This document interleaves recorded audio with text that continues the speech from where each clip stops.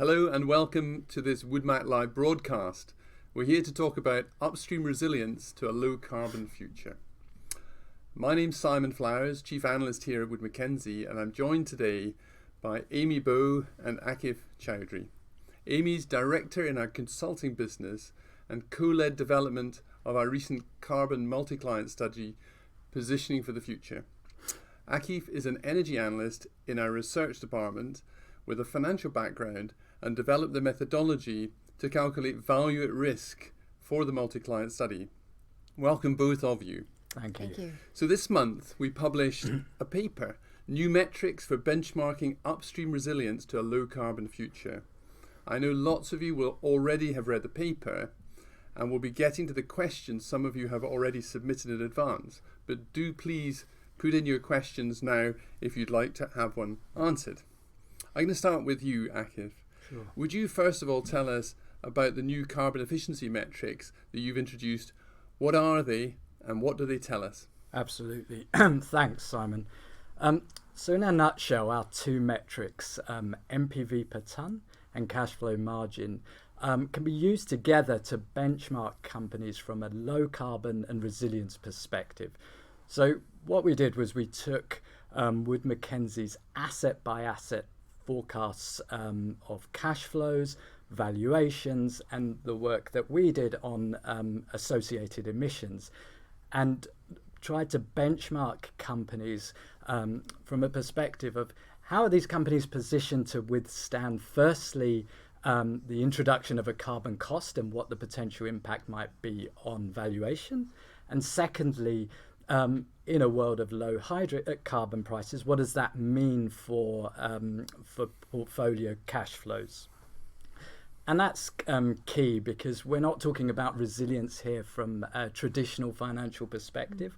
We're talking about exposure. So exposure to low oil prices and exposure to potential carbon pricing. And we think our metrics work well together to benchmark companies on this basis and look at where they stand today. Also, these metrics are forward-looking. They're based on a consistent methodology, and in some, we think they give us a good starting point to start to understand why different companies are positioned as they are as we look out to a low-carbon future. Yeah. Thanks, Akif. So, Amy, why do investors and companies need to think about these metrics? Yeah. Well, following the Paris Agreement, there's been increased focus on what the transition to a low-carbon future will mean for companies in the oil and gas industry. Now, certainly for some companies, that may mean transitioning away from hydrocarbons and investing instead in renewables or other alternatives. But for other companies, that won't be an option. And in the short and even medium term, upstream operations will remain core to all companies' portfolios. However, the traditional performance metrics, which emphasize growth or returns, are no longer sufficient for assessing how upstream portfolios will perform in the future and which companies are likely to better withstand the transition. What will be important instead is the sustainability of that upstream growth and the resilience of those returns. And that's really what these two metrics are designed to measure. Now, as many people who may be joining us today are likely aware, the Task Force on Climate-Related Financial Disclosures, the TCFD, did issue guidelines last July on the types of information that companies should disclose regarding climate-related risks and opportunities to their business and how they are managing those. And those guidelines did include recommendations for metrics related to carbon emissions, revenue impacts, capital allocation, and expenditures. However, most of those metrics are absolute, which makes it difficult to compare companies of different sizes. And even the unit-based metrics, such as emissions per unit of revenue or per barrel of oil equivalent for the oil and gas industry, only address one element of risk. They don't look at the relationship between financial and non-financial risk elements. And that's the real value of these two metrics. They highlight that relationship between the financial performance of the financial implications of companies' emissions and how they are positioned to withstand the change in commodity prices that might be expected with decreasing demand in a low-carbon future. Moreover, because they are unit metrics, it makes it easy to compare that risk across different companies and even asset types. Oh, great. And were there some surprising results in the initial benchmarking based on these metrics? Yeah, absolutely. I mean, we had some fascinating discussions, but I think one of the things that really struck us was the impact that one or two assets could have on company portfolio performance based on these metrics. So if you take liquid assets, for example, there's some company portfolios where one or two large mature assets can really make a difference, and they really do move the needle. So one of the things we evidenced in our study, and actually we build into our forecast, is how as assets mature, as they get later in life and you start to see production decline, emissions intensity starts to rise. And this can be for a number of reasons. You may have production processing facilities set up for peak capacity still. Towards the end of life, you may be using enhanced recovery mechanisms, so water injection, gas injection, all driving intensity up later in life. And I guess a great example is actually Prudhoe Bay, where we see that those companies with a stake in that asset, if you pulled that asset out of their portfolio, you would really see a marked improvement in their performance on these metrics. Actually, on the gas side, PM3 is another good example where you see extremely high concentrations of CO2, which needs to be extracted and gets vented. And again, that one asset has a major impact on company performance, upstream performance based on our metrics. And actually the flip side works too as well. So, there's some portfolios with one or two ultra low intensity assets that again, if you pulled those out, you'd see, a worsening of performance, and Troll is a good example of that. So I guess in a nutshell, the conclusion is that we found was that, the devil's really in the detail, and that's why it's great that, our asset by asset data set really allows you to dig deep and to understand and pinpoint, what are the drivers of company performance on these metrics. Well, Luke, thanks for that introduction, and we're going to go down and delve a little bit more detail into the results in a moment or two. But just as a reminder for you out there, we've added a link in the feed to this live broadcast where you can download Akif's paper and read a little bit more. So I'll turn to our next question. So Amy, how important are portfolio and resource themes to defining corporate resilience? Yeah, great question. And as Akif sort of hinted with his last answer, portfolio composition, including resource theme, but also maturity and geographic location, can have a significant impact on corporate resilience. First, because some resource themes are more emissions intensive on average than others. And second, because of differences in underlying project profitability. So, for instance, not only are oil sands the most emissions intensive of all of the resource themes, they also have some of the weakest valuations, and that's due to large upfront capital costs, high sustaining CapEx and OpEx requirements, as well as a wide differential to WTI and Brent prices due to the heavy nature of the crude produced. And as a result, then, we see that oil sands assets offer the least value per ton of CO2 produced of all of the resource themes. By contrast, if we look at deep water assets, they tend to have relatively low emissions intensity, and that reflects both their offshore location as well as the fact that they typically tend to have relatively strong natural drives, which limits the needs for more intensive methods of extraction. On top of that, they also have some of the strongest unit valuations. And so for that reason, they actually have the highest on average from the resource themes that we've examined.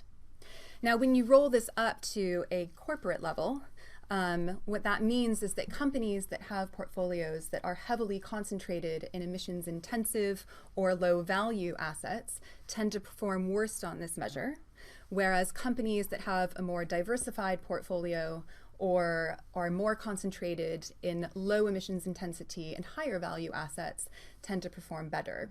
So that's one of the reasons that we see some of the NOCs, which tend to have very emissions intensive, mature, and low value legacy assets, appear to be some of the most exposed in terms of NPV per ton, whereas companies like Anadarko or Petrobras, who are heavily focused on unconventional and deep water assets respectively, appear to be some of the most resilient on this measure. And we've already begun to see some companies look at their portfolios in this way and think about portfolio rationalization. Well, I think companies are starting to think about which types of assets they should be investing in for the future. And a lot of portfolio decisions, I think, to date have actually been driven more by perhaps some of the dip in commodity prices that we've seen over the past years. So a lot of the divestments from oil sands, for instance, that have occurred over the last few years, perhaps reflect more the dip in oil prices and the weak economics of those projects. But they're also some of the most emissions intensive assets, and so that will better position these companies for the future. And it's only going to become a greater and greater factor that companies take into consideration, and investors are going to push them that direction as well. Picking up on what Amy said, Akif, how does project profitability impact resilience in a low carbon world? Yeah, sure. I mean, based on our lens, which is around low carbon future and resilience, and project profitability makes a big difference. So we're considering, as I said, two factors. One is the impact of carbon pricing on valuation, but also resilience to low hydrocarbon prices in the future. So those portfolios with strong underlying project economics are naturally in a stronger position when we apply our lens. Now, for our carbon metric, the other side of the equation is obviously true as well. So, emissions intensity is absolutely key. What we see is that there are projects which are very profitable, but also associated with very high emissions intensity. So they don't tend to perform well on our metric. I think overall, the winners will be those that will the winners will need to focus on reducing carbon intensity and also managing for margins. And I think with the NOCs, we've already seen some of this, but we may well see further sell down of low margin assets, particularly those associated with a high carbon footprint, as Amy said. So we're scoring the individual companies. What can companies do, taking up on what Akif just said, to improve their scores on these metrics? Yeah, that's a good question. I think so. We've seen sustained cost cutting since 2014, and margins have certainly picked up from their lows. And equally, on the other side, we've seen announcements, particularly from the IOCs, to set emissions reductions target, which demonstrates a clear intent to decarbonize the portfolio. But in our paper, our conclusion is that, based on our metrics, there are not many companies which stand out on both metrics. And we think that actually, there's a number of companies where substantial work needs to be done to reposition the portfolio for a low carbon future world with, low or potentially low oil prices and carbon pricing. Now, we certainly feel business development is going to continue to be critical. We've seen the IOCs work towards high grading the portfolio. We also think managing for the resource theme mix, because as Amy explained before, that can have a critical impact. So we think that there will continue to be a move to capture more low carbon assets, and particularly those that work also at low hydrocarbon prices. Now, on the operational side, that's something that we see companies working on to improve their carbon emissions. Flaring certainly is something that's being targeted, and we'll continue to see that happen. And there's a fair amount of work still needs to be done, but we are seeing certain projects where associated gas is being taken and used to deliver power. Equally, some of that associated gas is being used in enhanced recovery and being reinjected. I think methane mitigation as well is going to be a critical factor for companies if they really want to improve their footprint. And then, with that continued cost cutting and improving yields.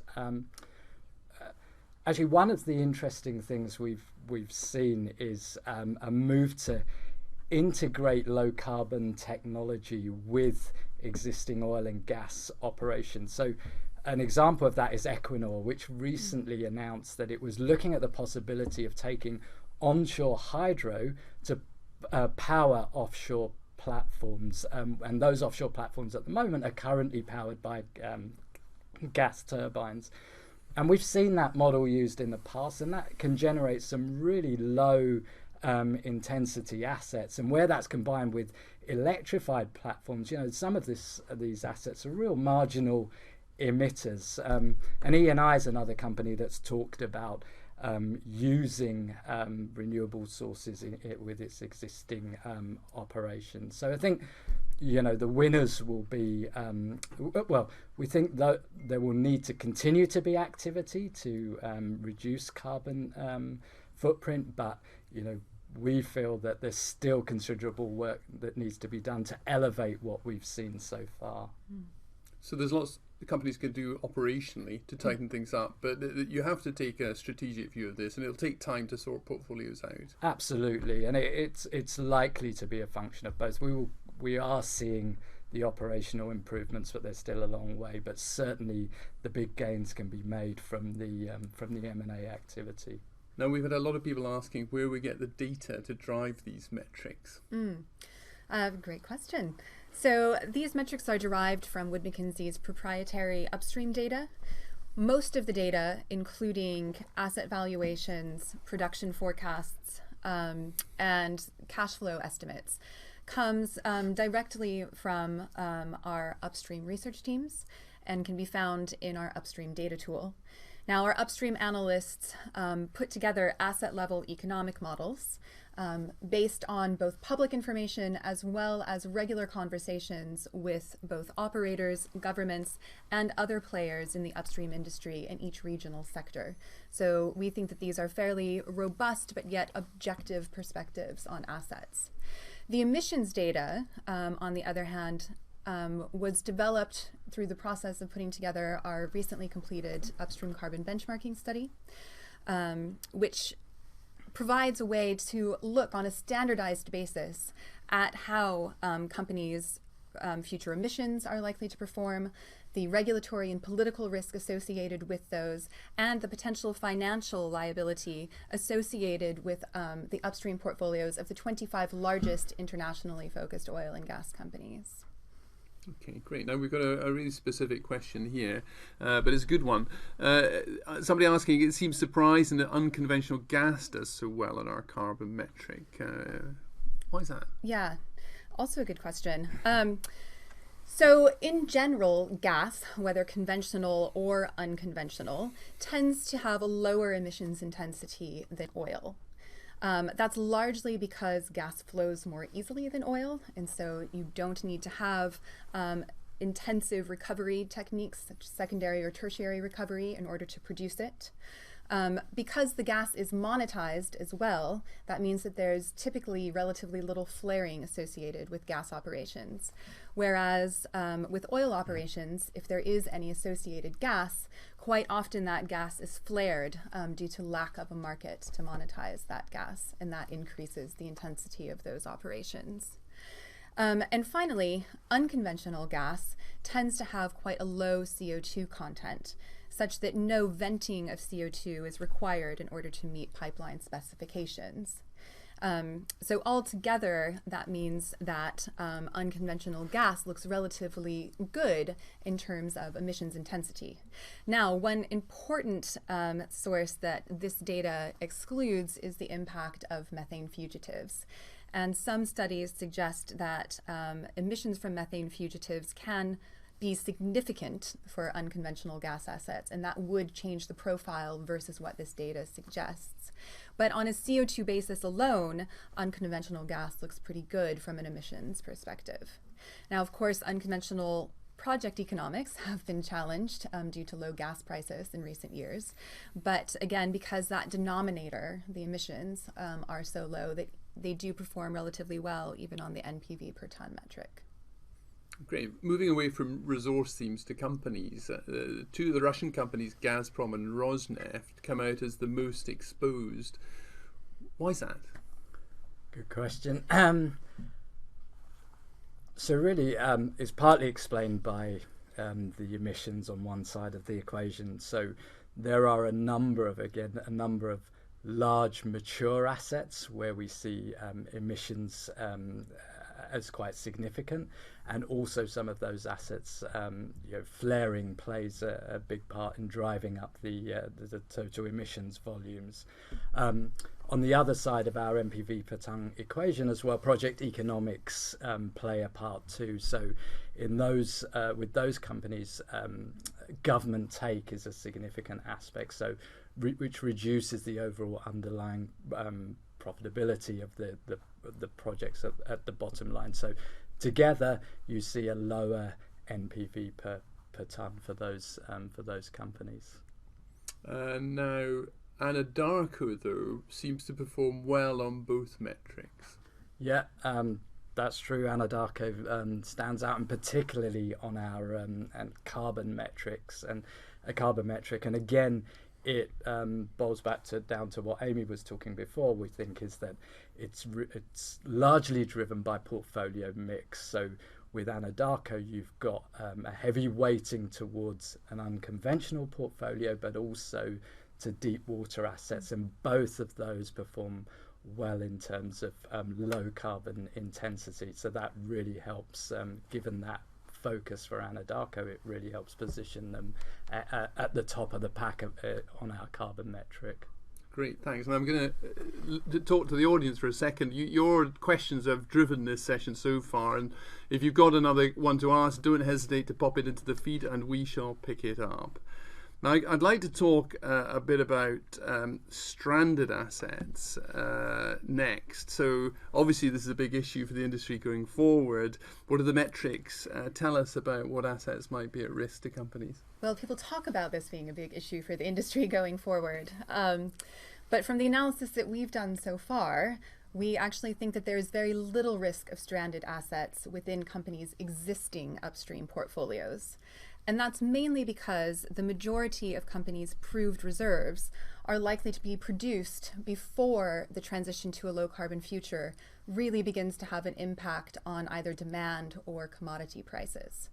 So for instance, under the IEA's 450 scenario, which is consistent with a 2-degree scenario, hydrocarbons are still forecast to account for 58% of energy demand in 2040. Now, under this scenario, coal demand has already peaked, and oil demand is forecast to peak in 2020, but gas demand is forecast to continue to grow until 2030. So we do still see demand for hydrocarbons continuing and even growing into the future. We don't think that in terms of companies' proved reserves, there is a lot of risk. And that's particularly true for post-FID assets, which have been the focus really of this analysis around the metrics. And that's because these assets are already on stream. And so there's very little risk of them being shut in. In order for them to be shut in, commodity prices would have to dip below the level necessary to cover just their operating costs on a sustained basis. And that, for most assets, that level is pretty low. It's beneath $10 per barrel. Now, of course, if we're looking forward into the future where carbon costs might be imposed, those could increase the operating costs and therefore increase the risk that assets will be shut in. But we think that the actual impact will be relatively minor. And again, these post-FID assets in particular are unlikely to be that affected or at risk of stranding. Now, pre-FID assets, which have yet to be developed and typically have higher break-even costs, there might be more risk that they will be impacted by both the decrease in commodity prices that we might expect to see in the future under a low carbon scenario, as well as the imposition of carbon costs, all of which would serve to just increase their break-even costs further and make it more difficult for operators to take FID on those assets. Yeah, so we're already seeing high hurdle rates being used by the industry to screen high capital intensive projects with long lives. And if they happen to be high carbon intensive, that's another barrier to making that investment. Absolutely.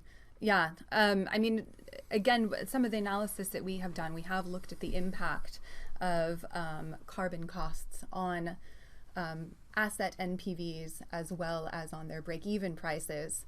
And, if you assume that carbon costs are treated like most other operating costs, and that most jurisdictions will allow those to be offset against corporate taxes, as well as other forms of profit-related taxes for the industry, and production taxes tend to be the most important of those, then the impact on NPVs is actually relatively minimal. Particularly if you're talking about carbon costs around $40 per ton, which tends to be the average the industry itself uses in order to assess the impact on project economics. Now, obviously, if you start looking at carbon costs that are much higher than that, it can have a more significant impact.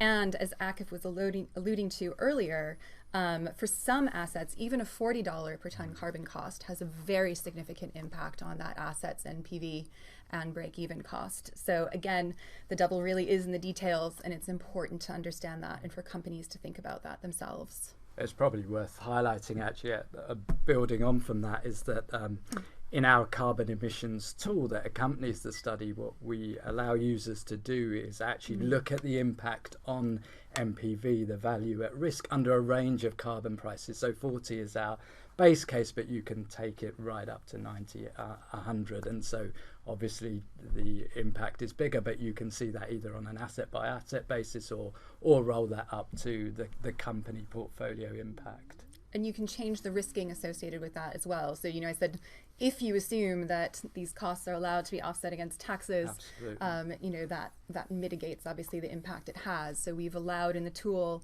for you to choose to apply that risking, to choose to apply political and regulatory risking, and all of that does have an impact on the asset valuations and value at risk. Let's turn back onto the survey itself. Now, we've not captured the impact of methane emissions. Why not?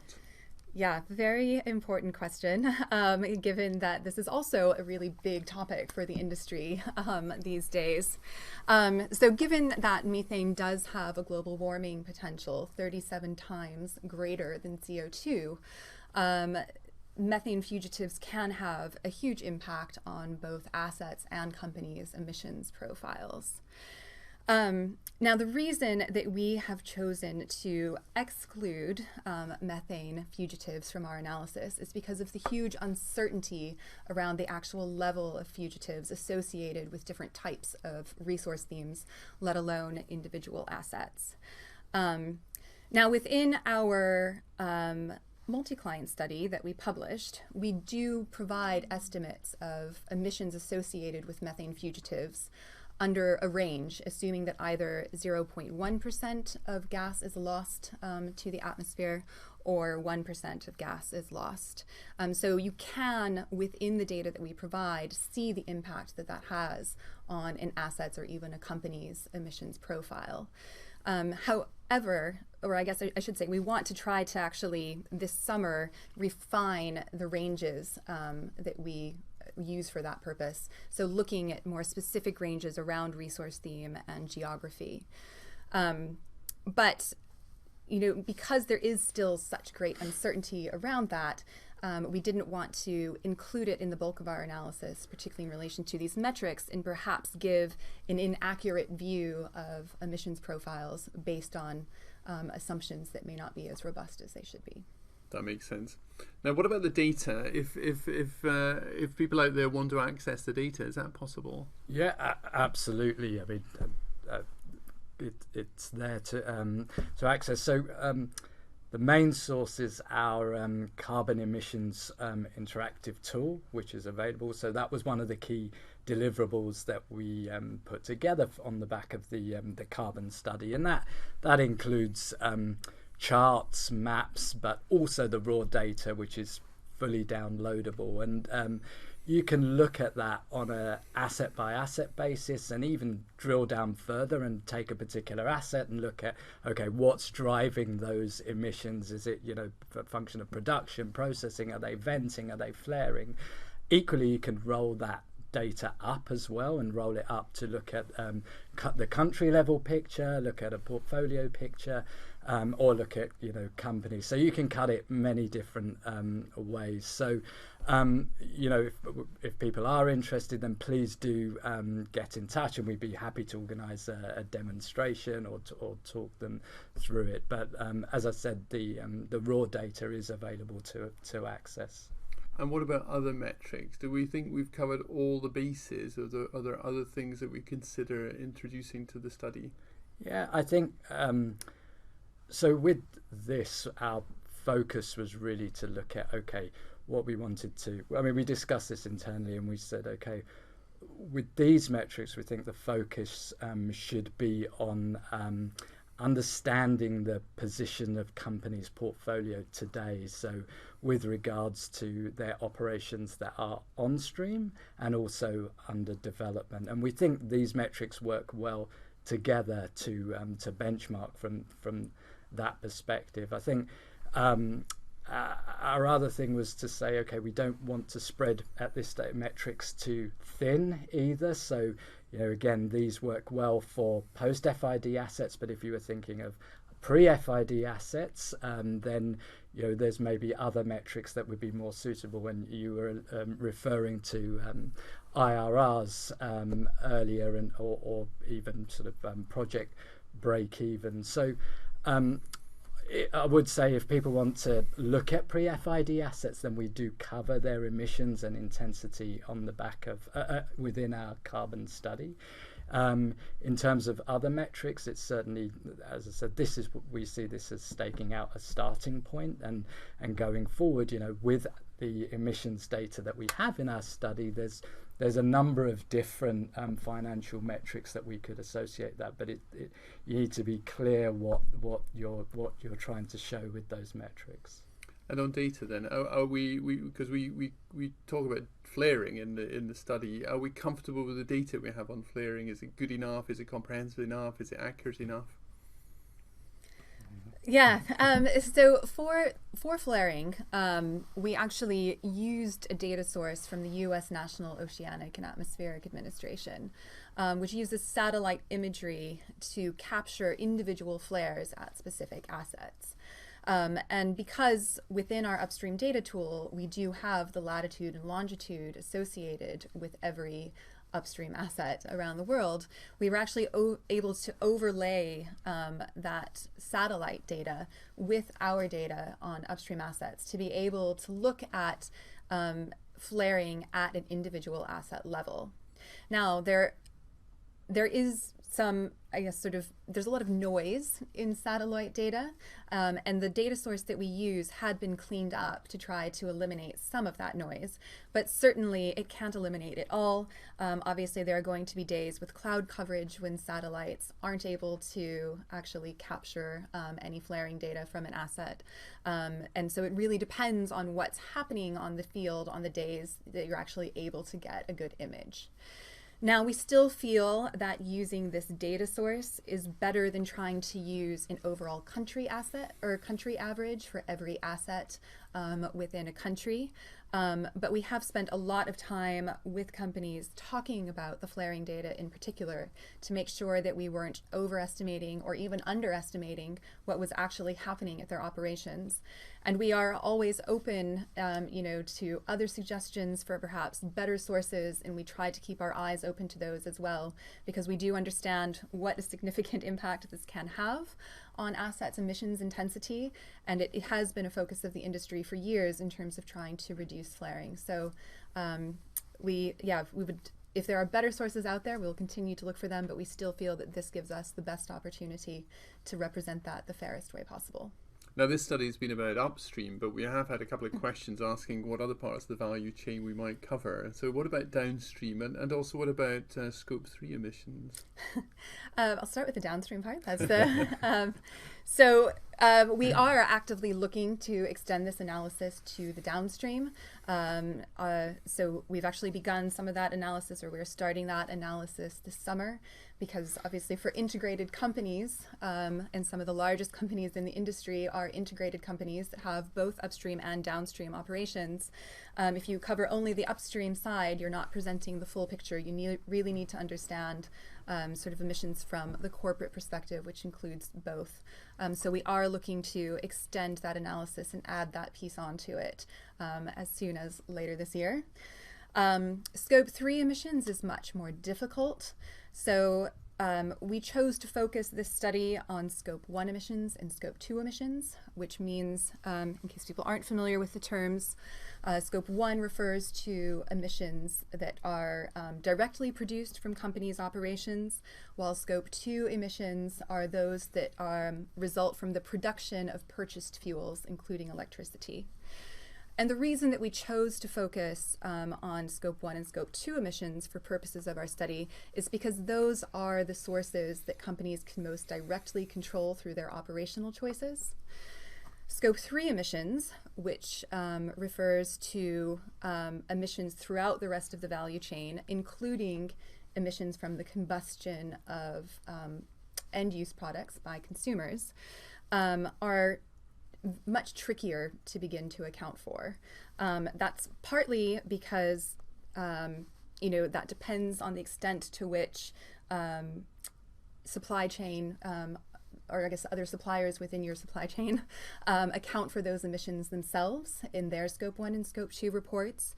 But also when you begin to look particularly at emissions resulting from combustion of end-use fuels and consumer choices, companies have much less control over that because oil and gas are global commodities, and those consumer decisions are driven by sort of global commodity prices, as well as specific taxation and other choices that are made at a national level and even subnational level. So we try to focus on the things that companies can most control, but we do realize that the industry as a whole, and indeed the climate community as a whole, is putting increased focus on Scope 3, and so we will think in the future about how we can extend down further parts of the value chain or supply chain, or indeed look at full life cycle emissions. And as we put the study together, did we give companies the chance to discuss how we positioned them in the analysis? Yeah, very much so. I mean, we did reach out to companies, and that was also partly to ensure that our view is our forecasts. We're looking forward, and we don't have access to direct measurements, so ours is based on a methodology that we took and we revised, and so reaching out to companies was a key part. But I think what was interesting is that actually we, as much as we learnt, we also had some interesting discussions where we imparted our knowledge too, and what we'd found from looking at from our methodology to companies. So companies did have a chance to comment on our study, and we think that was for the better. Not all companies did.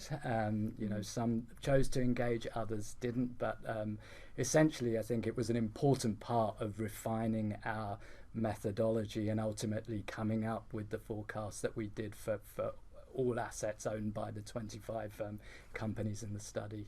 Yeah, and we had engagement with about 75% of the companies. So a pretty strong engagement. As Akif said, there were a few that sort of chose not to engage, or we couldn't find the right people to engage. But for the most part, most companies did provide feedback. And would we extend to other companies? Yes, that's another sort of area in which we would like to extend the study to Wood Mackenzie's full corporate coverage. We had to start with a subset for purposes of this initial study as we were developing the methodology. And so for that, we chose the 25 largest internationally focused companies. But certainly at some point in time, we would like to extend that down into other companies as well. Yeah, we don't have a date for that yet, but so there's around 50 companies under the corporate service coverage, but technically because we have the database valuing every oil and gas field in the world, we could pretty much do any company out there. Yeah, precisely. Absolutely. And if companies are interested, if you work for a company that we have not covered in this initial 25, but you are interested, please do reach out, and we're happy to work with you to include analysis of your company's assets and benchmark your portfolio against the other companies that we have covered in that study.